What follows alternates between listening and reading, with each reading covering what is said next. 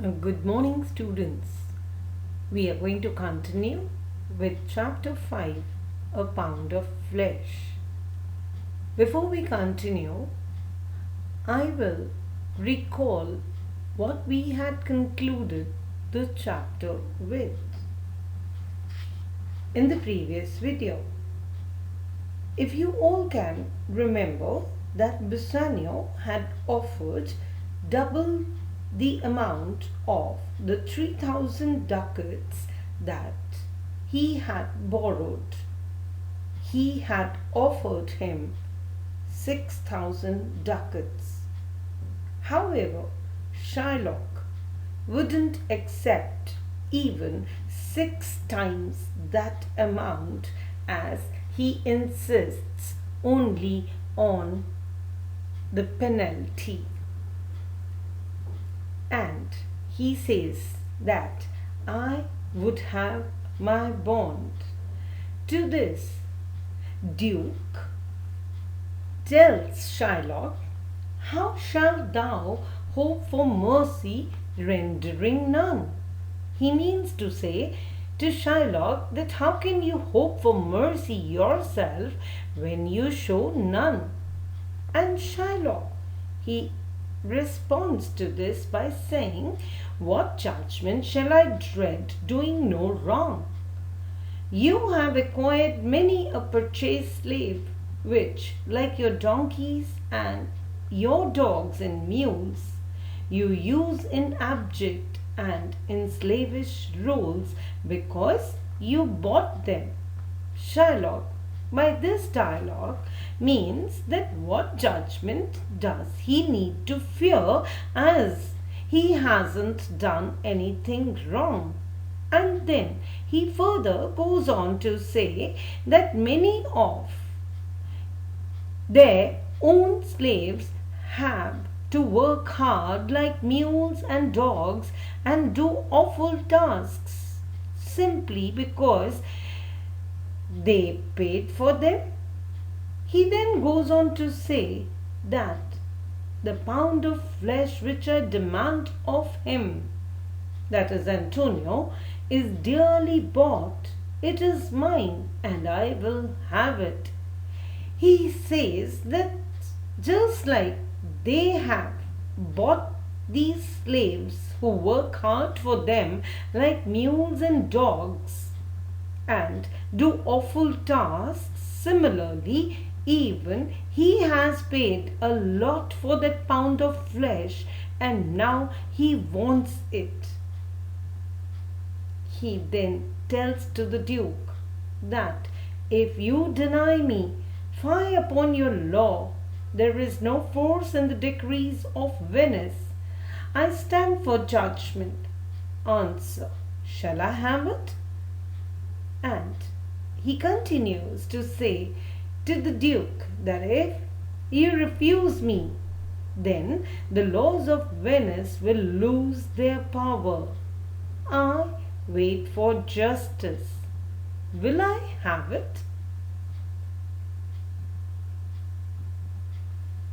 Duke does say, upon my power I may dismiss this court, unless Bellerio, a learned judge whom I have sent for to determine this, come here today.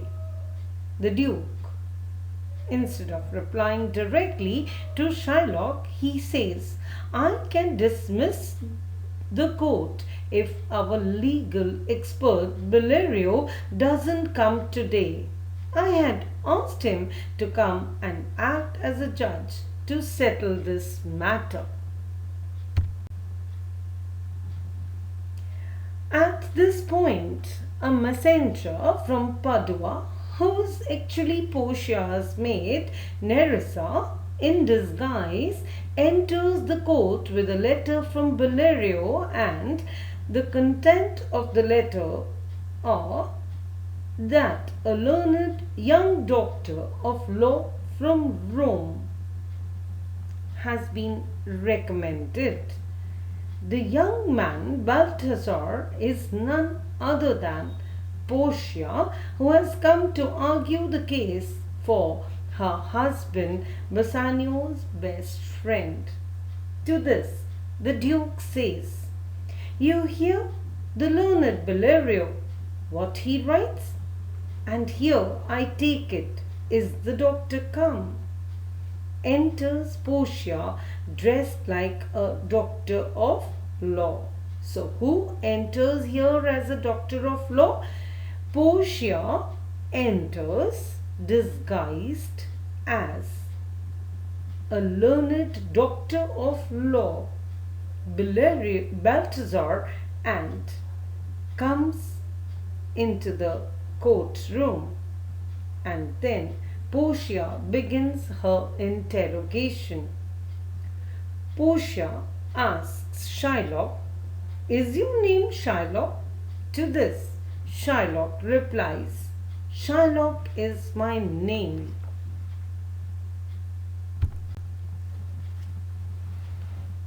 Portia then says, "Of a strange nature is the suit you follow, yet in such ruling the Venetian law cannot impugn you as you do proceed." This she says to Antonio, and she says, "You stand within his danger, do you not?" She means by this that your request is most strange, yet there is no legal way to stop you. You are the one he has a claim on. Antonio says, "Yea, so he says." Portia, "Do you confess the bond?" That is how she starts her interrogation with both of them, Shylock and Antonio, and as she asks Antonio, "Do you accept the contract?" Antonio replies in the positive, saying, "I do." "Then the Jew must be merciful," says Portia. "Then Jew must show his mercy on you." Shylock says, "On what compulsion must I? Tell me that. And tell me, why must I?" Portia says to this, all about mercy, that the quality of mercy is not strained. It droppeth as the gentle rain from heaven upon the earth below. It is twice blessed. It blesseth him who gives and him who gets. She means by this that a person doesn't show mercy because he has to. It comes naturally, as it comes in the form of rain from heaven, as it is a double blessing for the one who gives and the one who receives. It is a characteristic of the strongest people. To this, she even continues to say, "It's mightiest when rendered by the mighty." Thus, a monarch, it makes more worthy of a kingdom's rule than all the power vested by his crown. By this she means it suits a king even more than his crown does. As mercy is a quality of God himself, therefore, Jew, though you pray for justice, it won't save your soul, as it is an attribute of God himself. That in the course of justice none of us would seek salvation. That she means that it will not save your soul. Shylock says, "My deeds upon my head, I crave the law, the penalty and forfeit of my bond." By this, he means that the consequences of my actions are my own problem. I demand my penalty. He is adamant and insists only on one thing of demanding the penalty according to the terms of the bond. Portia says, is he not able to discharge the money? Is what she asks Shylock. That what she asks is, can Antonio not pay his debt?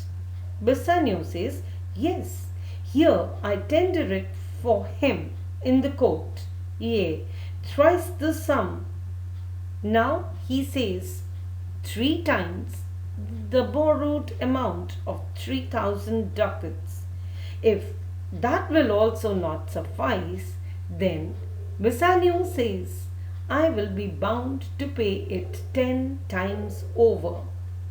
And to this what Bassanio says, that I have it here thrice the sum that I borrowed.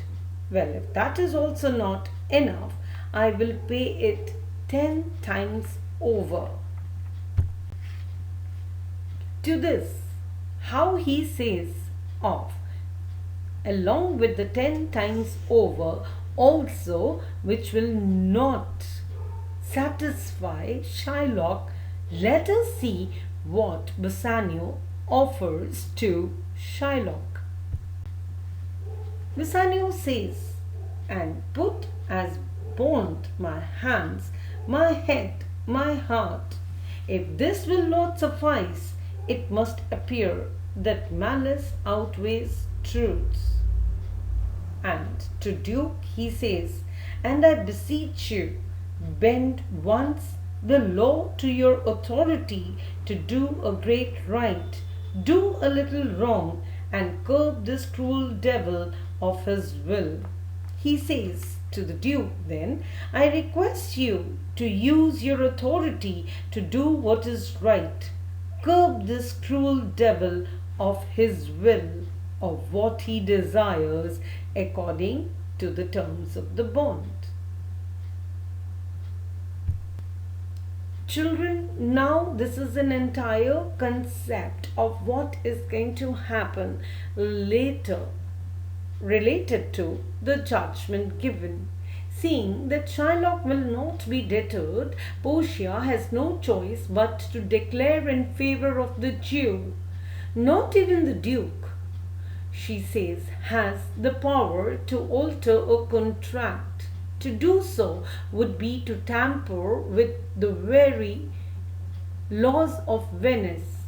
Shylock is thrilled to hear the judgment declaring Balthazar a most learned judge and lawyer. However, Portia has a trick up her sleeve. As Shylock prepares to cut a pound of flesh from the spot nearest to Antonio's heart, Portia stops him.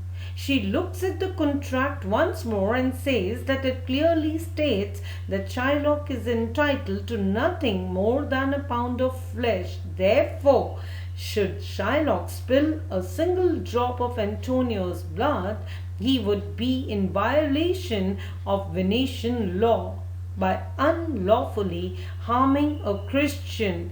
All of Shylock's lands and goods would be confiscated and passed to the state of Venice.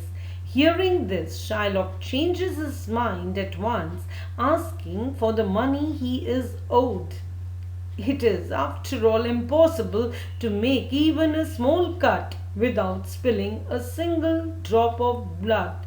Portia, however, says that Shylock can now only take his penalty. By refusing the money in open court, he is no longer entitled to it. Furious that he shall not get his pound of flesh nor his money back, Shylock starts to leave the court. However, Portia stops him. Shylock has clearly conspired to harm a citizen of Venice, a crime in the eyes of the law. Thus, by law, half of his property must go to the person his bad intentions were directed towards Antonio.